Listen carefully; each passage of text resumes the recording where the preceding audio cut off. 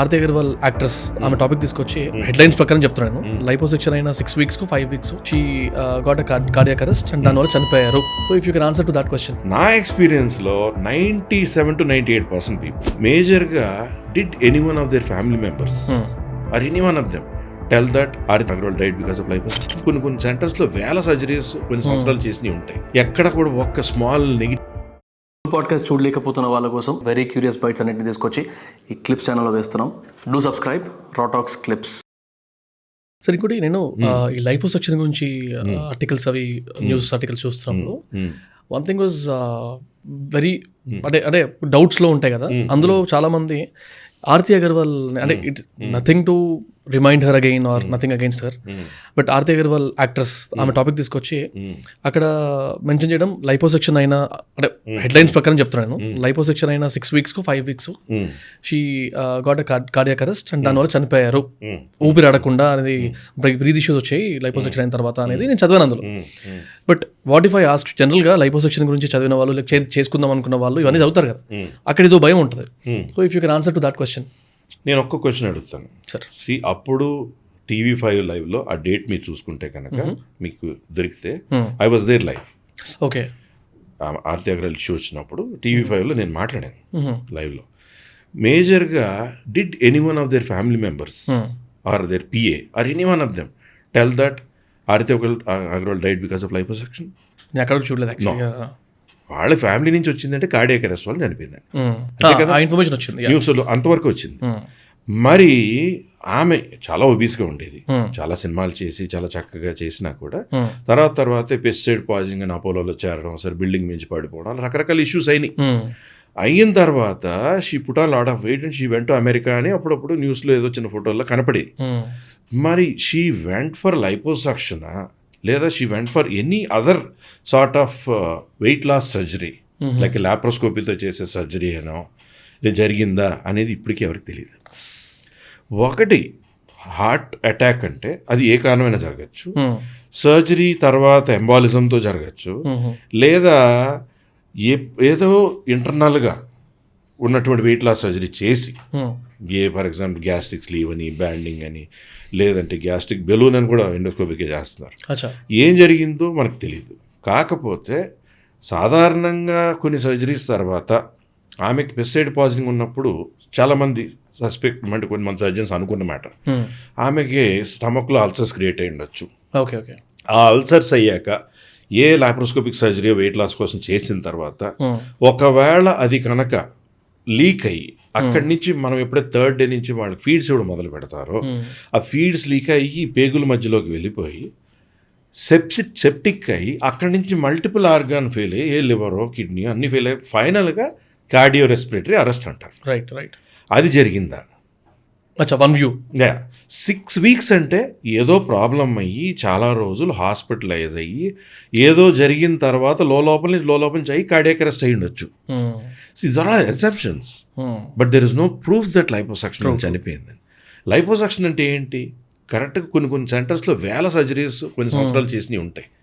ఎక్కడ కూడా ఒక్క స్మాల్ నెగిటివిటీ కూడా లేని సర్జరీ సెంటర్స్ ఉన్నాయి.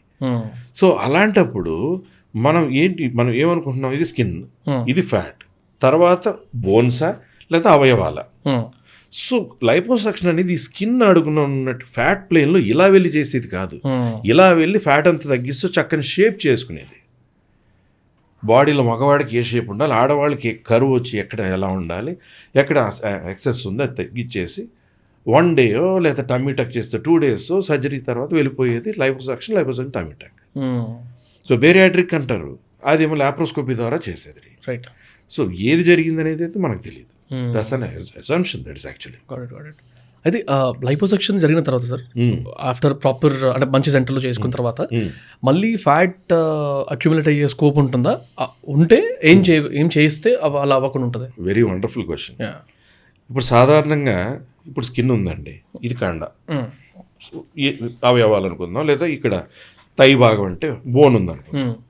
సో మనం స్కిన్ అడుగున్న ఫ్యాట్ని 50% తీసి వదిలేయడం వేరు, ఎంత అవసరం అంత అనవసరం అంతా తీసేసి కొంచెమే ఉంచామనుకోండి, ఆ లూజ్ స్కిన్ పోవడానికి ఏం చేస్తారు, 2వ రోజు నుంచి garment tight compression garment with zip and belt లాంటివి అలాంటివి ఇవ్వడం జరుగుతుంది మీకు అయిన సర్జరీ ఏరియాస్ని బట్టి. సో దానికి కంప్రెషన్ గార్మెంట్ ఓన్లీ చెస్ట్ వరకు ఇవ్వచ్చు, ఆర్మ్స్ నుంచి ఇక్కడ వరకు ఉండొచ్చు, లేదా హాఫ్ గార్మెంట్ ఉండొచ్చు మీకు చేసిన ఏరియాస్ని బట్టి. రైట్. ఆ కంప్రెషన్ గార్మెంట్ ఏం చేస్తుంది, ఆ లూజ్ స్కిన్ని అలా టైటన్ చేస్తుంది. ఎందుకంటే ఫ్యాట్ అంతా వెళ్ళిపోయాకి లూజ్ అయిపోయింది కదా, అక్కడ ఎంటీ స్పేస్ లాంటిది, చాలా సన్న లేయరే స్కిన్కి మిగిలింది. సో అది కంప్రెషన్ గార్మెంట్ కరెక్ట్గా ఇలా ఉన్నది, ఆ షేప్కి ఏదైతే మనం సర్జరీ చేసేయడం జరిగిందో ఆ షేప్ కంప్రెసివ్ గార్మెంట్ అవడం వల్ల ఇంటర్నల్గా కనెక్టివ్ టిష్యూ ఫైబ్రోసిస్ అంటారు, లేదా ఇంటర్నల్ స్కారింగ్ లాగా. సో ఆ టిష్యూ అలా హీల్ అయినప్పుడు ఎడిపోస్ టిష్యూ అనేది ఉంటుంది. ఫ్యాట్ టిష్యూ అనేది ఎడిపోస్ టిష్యూ, అది ఒక తెల్లని పొర మధ్యన పసుపు రంగులా ఉంటుంది. సో దానిని ఎప్పుడైతే ఫ్యాట్ అంతా తీసేసి షేప్ చేసేసామో అక్కడ పెంచుదామని మీరు కనుక మెయింటైన్ చేయకుండా తినేసారనుకోండి, కరెక్ట్గా ఆపరేట్ చేసిన చోట అసలు ఏం రాదు, ఎన్నో సంవత్సరాలైనా. కానీ మీ బాడీలోకి వెళ్ళిన ఫ్యాట్ మీరు ఎక్సర్సైజ్ చేసో సరిగ్గా కరిగించకపోతే మీ బాడీలో ఎక్కడెక్కడ చేరిపోద్ది కదా, ఎక్కడ ఆపరేట్ చేయలేదు అక్కడ డిపాజిట్ అవ్వడం మొదలు పెడుతుంది. నా ఎక్స్పీరియన్స్లో 97 to 98% పీపుల్ ప్రాపర్గా లైపోసక్షన్ చేసి ఆ షేప్ని ఎంజాయ్ చేసి కొత్త బట్టలు 2-3 నెలల దాకా కొనకండి అని చెప్తారు. ఎందుకంటే అంత మెజర్మెంట్స్ మారిపోతాయి. ఒక్కటే pain 1 week to 10 days pains ఉండొచ్చు, బాడీ మొత్తం ఎక్కడెక్కడ ఆపరేట్ చేసాం అక్కడ ఉండొచ్చు అనేది ఉంటుంది. కానీ రోజు రోజుకి అలా మర్చిపోయే పెయిన్స్. కానీ ఇప్పుడు కొత్తగా పెయిన్ మేనేజ్మెంట్లో పెయిన్ ప్యాచ్లని మెడికేషన్ అని వచ్చాక ఆ పెయిన్ అనేది కూడా ఆల్మోస్ట్ 10%కి వచ్చేసింది. ఇదివరకు ఆ పెయిన్ అనేది భయపడేవాళ్ళు. అదర్వైజ్ కరెక్ట్గా చేస్తే కనుక there is nothing called side effect. ఏదో 1 week బ్రూజింగ్ ఉంటుంది, తర్వాత ఎక్కడెక్కడ ఆపరేట్ చేస్తారో గట్టిగా అయినట్టు ఉంటుంది. అది ఆయిల్ మసాజ్ అని, తర్వాత స్నానం మాయిశ్చరైజర్ మసాజెస్ అని చేసుకోవడము, తర్వాత గార్మెంట్ వేసుకోవడంతో ఆ ఏరియా స్మూత్ అవుతూ కరెక్ట్ షేప్లో కరెక్ట్గా వచ్చేస్తుంది. ఓకే, అంటే ఆల్మోస్ట్ ఒక 1-2 months పడుతుంది సార్ మొత్తం. ఇప్పుడు only liposuction of certain areas చేసాం. నెక్స్ట్ డే నుంచి వాళ్ళు నడుస్తారు, వాష్రూమ్కి వెళ్తారు, చిన్న ఏరియాస్ చేసాం. వాళ్ళు నెక్స్ట్ డే నుంచి వాళ్ళు ఆఫీస్కి కూడా వెళ్ళిపోతారు. కానీ ఏరియాస్ ఎక్కువ చేస్తాం. 1 week to 10 days పెయిన్స్ రోజు రోజుకి తగ్గిపోతున్నా వాళ్ళు ఫస్ట్ డే నుంచి వాళ్ళు వాష్రూమ్ కూడా వెళ్తారు. రెండో రోజు హై సోఫా హై చైర్లో ఫస్ట్ 1-2 weeks వరకే, తర్వాత day by day they are normal almost. Okay, got it. And eligibility ఉంటుందా సార్ దీనికి? లైపోసక్షన్ వీళ్ళకి మాత్రమే చేయాలి, వీళ్ళకి మాత్రమే చేయాలి? ఎవరికైనా అన్వాంటెడ్ ఫ్యాట్ ఎక్కడుందో అది ఓన్లీ చెస్టా, ఓన్లీ ఆడవాళ్ళకి ఓన్లీ చేతుల, కొంతమంది ఆడవాళ్ళకి అంత అందంగా ఉండి ఇక్కడ మాత్రం చేతులు ఇక్కడ ఇలా ఎత్తుగా వస్తాయి. అది ఎక్కువ కూర్చుని చేయడం, లేదా జెనెటికల్గా వాళ్ళ పేరెంట్స్ వాళ్ళ మదర్కి ఉన్నదో వాళ్ళ మేనత్కు ఉన్నదో వాళ్ళకి వస్తుంటుంది. అది కరెక్ట్ సర్జన్ దగ్గర కరెక్ట్ షేప్ చేయగలిగితే ఎక్కడా చొట్టలు ఎత్తుపల్లలాగా నీట్గా వస్తుంది. So that is one thing which is always there. So సాధారణంగా ఎలిజిబిలిటీ అనేది 15 years క్రాస్ అయిన తర్వాత, నియర్లీ 60 years స్కిన్ ఎలాస్టిసిటీ బాగుండో, కొంతమందికి కూర్చుని నడవలేక ఎక్కువ థైస్ పెరిగిపోయి వాళ్ళకి మోకాళ్ళ నొప్పులో నడవలేకపోతున్నప్పుడు వాళ్ళకి కూడా చేయొచ్చు. మీకు అన్వాంటెడ్ ఫ్యాట్ ఎక్కడున్నా చర్మం అడుగున ఎక్సెస్ కొవ్వు తీయడమే liposuction. And if you feel it is needed for you, then you can get it done. Got it. వాళ్ళకి షుగర్ ఉందా, బీపీ ఉందా, థైరాయిడ్ ఉందా, అన్ని కంట్రోల్లో ఉండాలి. కంట్రోల్లో ఉన్న వాళ్ళకి చేసుకోవచ్చు. ఆఫ్ కోర్స్ ఎనీ టెస్ట్ అన్ని చేసి స్టడీ చేసి అనస్థెటిస్ట్ అన్ని ప్రీ అనస్థెటిక్ చెకప్ అని ఆ సర్జన్ కానీ అన్ని చూసే కానీ వాళ్ళు ఎలిజిబిలిటీ ఉంటే తప్ప ఎలాగో వాళ్ళకి సర్జరీకి క్లియరెన్స్ రాదు. Got it. సార్ ఇదే టాపిక్లో చిన్న extension again, natural or medical అనుకుంటే ఎగ్జాక్ట్లీ న్యాచురల్ ఆస్పెక్ట్లో ఇఫ్ ఇన్ కేస్ చూస్తున్న వాళ్ళు ఎవరికైనా నాకు లైపోసక్షన్ వద్దు, నాకు భయం వేస్తుంది, లేకపోతే నాకు ఇంట్రెస్ట్ లేదు, నేను న్యాచురల్గా తగ్గుదాం అనుకుంటున్నాను.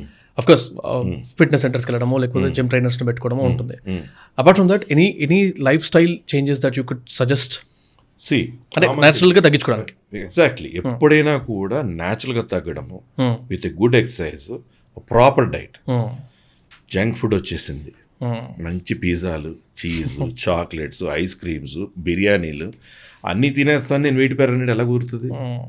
So if you are maintaining a proper diet and even if you eat well, if you are exercising well, all your nutrition is going in to your bones, your organs and your muscles only. No you will be more healthy.